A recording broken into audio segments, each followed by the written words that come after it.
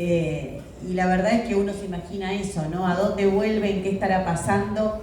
Estamos en un mundo muy convulsionado. En Argentina lo que ocurre me parece que solo nos muestran todo lo que es de derecha, solo ves cosas de derecha, como si el mundo solo girase a la derecha permanentemente. Pero si vemos este regreso del pueblo palestino a lo que queda de su hogar, pero está allí su tierra, seguramente tiene mucho que ver la enorme lucha que se ha dado en el mundo entero. Y para que eso pueda suceder, no va a ser una idea de Trump, no va a ser una idea aislada de ninguno de esos líderes mundiales que permitieron que por 2 años, sí, ya se cumplieron 2 años, que por 2 años el Estado de Israel bombardee, asesine, mate todo lo que quiso, invada, que tire bombas sobre los hospitales.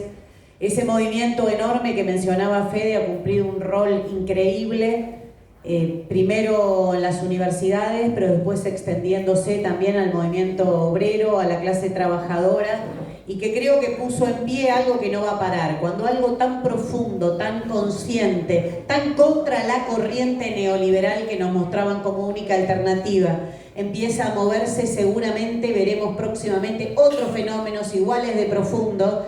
Y si miramos los últimos días, yo ayer anotaba para un programa, miraba los últimos días, dije, a ver, ¿dónde hubo movilizaciones?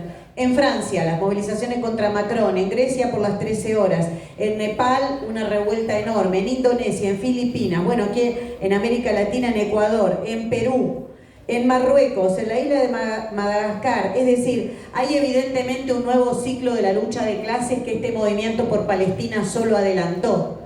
La pregunta que nos hacemos todos, es ¿qué pasa en la Argentina? ¿Qué pasa en la Argentina que venimos desde tan atrás? ¿Qué pasa en la Argentina que cuesta pensar movimientos colectivos? ¿Cuánto hubo de esa pasivización, de decir que todo venía desde arriba, que hasta por decreto Alberto Fernández podía terminar con el patriarcado? Imagínense las cosas que se han llegado a decir en nuestro país. Pero ese discurso permanente contra la lucha, contra salir a la calle, que no es el momento, no da la relación de fuerzas, hay que esperar, Patricia Bullrich te reprime. Todo ese discurso va generando una conciencia social. No solo pasiviza, sino que aleja del imaginario social la posibilidad de salidas colectivas.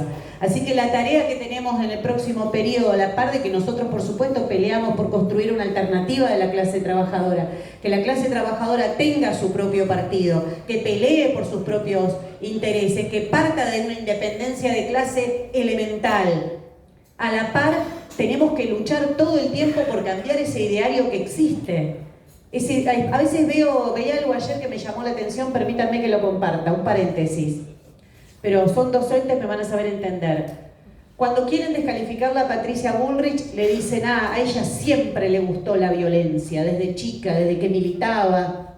¿A ustedes les parece que ese es un ataque válido? Comparar, nosotros no comparamos la estrategia política, no comparamos mucho los métodos de la organización Montoneros. Ahora, en la Argentina hubo un genocidio.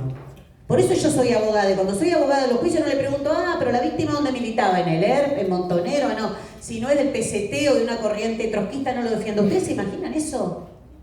¿Cómo llegamos a esto? En un país donde se construyó exactamente contra lo contrario. El movimiento de derechos humanos se construye peleando contra la teoría de los dos demonios, peleando con que desaparecías porque estabas en una agenda, desaparecías porque peleabas, desaparecías porque luchabas. Y esa generación de los 30.000 detenidos desaparecidos salió a pelear cuando en la Argentina la pobreza era del 4%, cuando la desocupación era un índice parecido.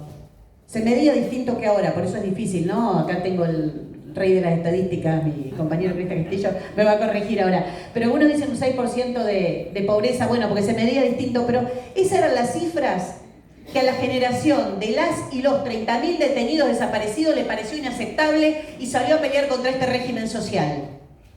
Y ahora nos dicen que tenemos que elegir entre un capitalismo humano o un capitalismo salvaje. El humano es de 25% de pobreza. ¿Qué humanidad es esa? La humanidad que porque está en campaña electoral no nombra a Palestina a ver si pierde algún voto. ¿Esa es la humanidad que tenemos que aceptar? La humanidad que no se puede decir nada, que la CGT no esté defendiendo los salarios, no esté defendiendo a los jubilados y las jubiladas porque son compañeros, entonces como son compañeros no los critico. ¿Eso es humanidad? Que entonces los jubilados se jodan, que no lleguen a fin de mes. ¿Esa es la humanidad? Bueno, este gran movimiento que se produce por estos días en el mundo para nosotros es muy auspicioso como militantes, es de esas cosas que te dan fuerza, aire puro, porque decís, bueno, aunque sea mirando la televisión, algunos se van a dar cuenta que hay otra perspectiva, que hay otras posibilidades y que Argentina es la que está atrás. Que no hay por qué bancarse estos gobiernos de ultraderecha, que se puede pelear contra la ultraderecha, que había que salir desde el primer día a enfrentarlos y a enfrentarlas. Que no puede ser que todo es esperar, aguantar y que venga un salvador, una salvadora, que no sé, con la varita mágica, pero además todo ese discurso ya lo vimos. Ya tuvimos el gobierno de Alberto Fernández, donde se unieron todos, todas, todos los mismos que van ahora en las listas, exactamente lo mismo. Chipi ahí me corrige, dice todos los mismos no, porque sacaron a Alberto Fernández y pusieron a Guillermo Moreno. Bueno, es el único cambio que hicieron, tiene razón mi compañero Cristian Castillo, pero es así. Ustedes miren las listas, son todos los ministros de Alberto, más las espadas legislativas que tuvo Alberto Fernández en el Congreso. Todos y todas. Y el que no era funcionario puso a otra persona y hasta hace poco reivindicaba, yo puse a tal o cual. Bueno, pero ¿cómo puede ser? Entonces, ¿por qué Argentina tiene que venir aguantando un gobierno de derecha? Lo aguantamos 2 años. Entonces nosotros en esta pelea electoral que la tenemos muy difícil, cuesta muchísimo hacer campaña electoral sin dinero. Estas son algunas de las cosas que queremos discutir. Después entraremos, no entraremos, esperemos que sí, pero tenemos que explicar para qué queremos las bancas. Las bancas como punto de apoyo de esas luchas que se irán afuera. Y la docencia, como decían los compañeros recién, tiene mucho para decir. Hace unos días, cuando pasó esto terrible del triple femicidio, terrible, yo buscaba, en cada medio que iba lo planteaba, ¿quiénes fueron los únicos, las únicas que se dieron cuenta que había un problema con esa piba? Las docentes, porque estaba faltando a la escuela. E hicieron los informes y dejaron los registros, hicieron todos los trámites administrativos, y algún director de escuela llamó a la provincia de Buenos Aires e informó al ministerio que había problemas en el barrio serios, que se estaban... La docencia lo vio. La docencia lo vio. Y eso es lo que hay que hacer. Después te hablan de meter las patitas en el barrio. ¿A nuestras docentes le van a decir meter las patitas en el barro o en el barrio? ¿En serio? ¿A nuestros compañeros y nuestras compañeras? ¿Quiénes se creen que son las docentes y los docentes que agarran y dan clase en esos lugares y que la pelean y que se la juegan todos los días? Son nuestro orgullo, sépanlo.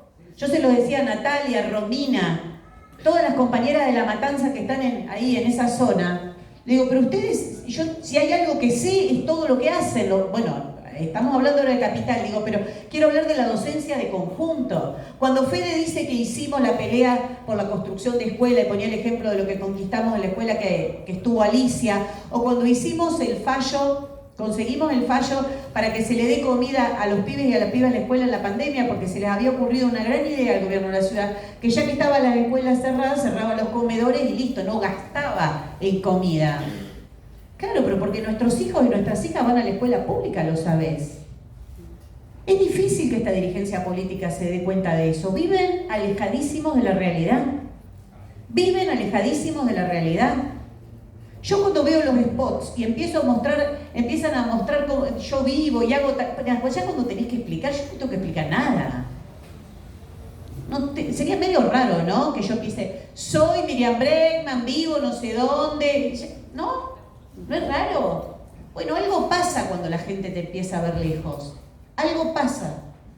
Entonces tenemos un desafío muy particular en esta elección, porque el desafío es por ponernos de pie más allá de las elecciones.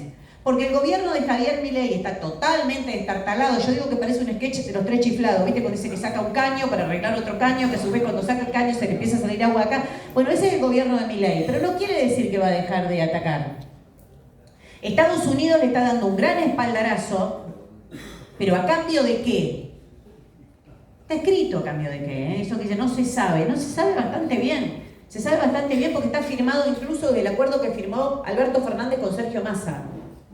Está escrito. Está escrito el ataque a las jubilaciones, el cambio en el sistema jubilatorio, está escrito que se achiquen los programas sociales como la UH, está escrito el ataque a la salud y está escrito el ataque a la educación.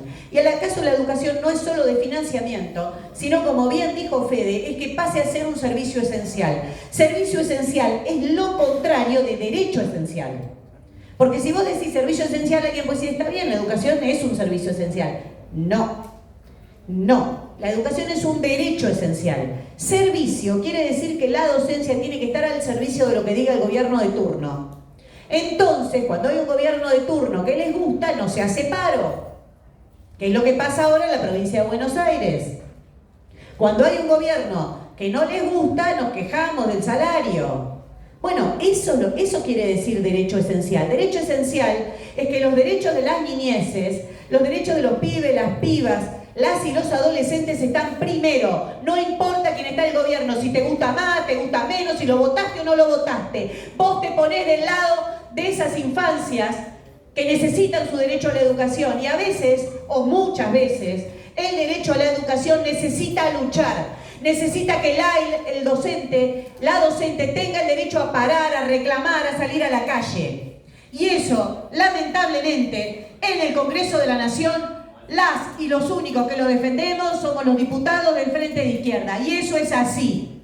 Eso es así de contundente. Y desafío que miren cualquier comisión. Desafío. ¿Cómo vamos a pedir paredón para la docencia? ¿A quién se le ocurre? A usted le da la cara de mirar a cualquiera de mis compañeros o compañeras, pero no digo los que son de Frente de Izquierda. A las y los docentes que están en los barrios, luchando todos los días, que sacan plata de su bolsillo, sean de la corriente que sean, ir a decirle que se merece un paredón porque un día paró. ¿Saben qué quiere decir eso? Además de ganas de llamar la atención. Quiere decir que cuando se arman esos discursos políticos para caerle bien al oídito de la derecha y que algún derechista te vote, vos lo que estás tratando de hacer es exculpar a tus gobernantes. A tus gobernantes. Por eso es tan importante la independencia política, por eso es tan importante la independencia de clase. Eso significa independencia de clase. Si lo tengo que explicar en una escuela, le explicaría así. El otro día fui a dar una charla a una escuela y me preguntaron, ¿cuál es la diferencia del peronismo y la izquierda? ¿Me dice? Bueno, yo esa pregunta. Bueno, pero es raro, ¿viste? Pues si, bueno,